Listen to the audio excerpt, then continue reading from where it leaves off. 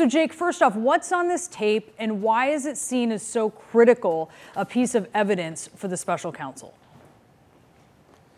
So CNN reporters Paula Reed, Caitlin Palance, and Caitlin Collins broke this story. And what it is an audio tape that the special counsel, Jack Smith, has from July 2021.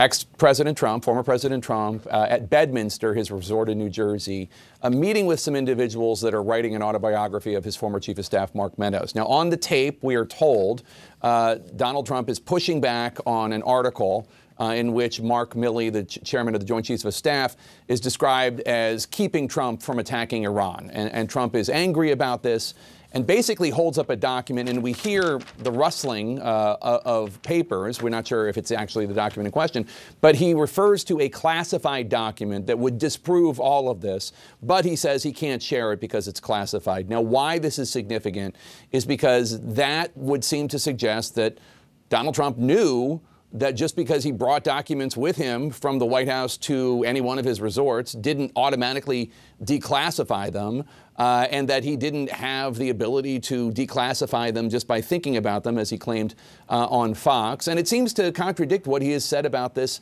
publicly as well, including to our own Caitlin Collins at the town hall a few weeks ago. So legal concerns aside, what kind of national security risk is it for a document such as this to be potentially out in the open like that? CNN military analyst, retired Lieutenant General Mark Heyertling joins us now. So what we know of this document, General, is that detailed plans, an Iran attack plan, classified material. You've dealt with classified material, commanding forces in the region before. What is the national security risk of having that outside of a secure location? Well, first, Jim, I'm glad you started off by saying outside of the legal implications of all this, because that is a whole different story.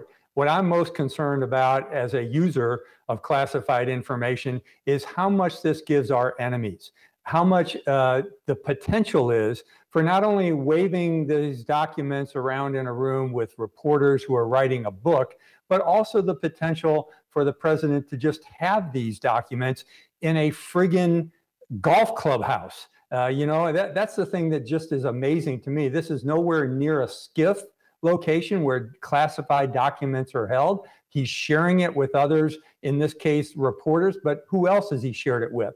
And what does it have inside of these paperwork? Allegedly, it has to do with snapping back at General Mark Milley because of some things he recommended in terms of an Iranian contingency plan. If it was that, this is dialogue between the chairman of the Joint Chiefs, the senior military advisor, giving potential recommendations for use of military force against a potential opponent. Now, friends are interested in that, and much more importantly, enemies are interested in that. So if this document is just lying around, it's just indescribably bad as far as I'm concerned. So another thing we've learned from the ongoing repercussions of the Discord leak, this airman who was sharing classified documents on Discord, the Washington Post reports that Pentagon documents from that leak showed that Iran plans to increase attacks on U.S. troops in Syria.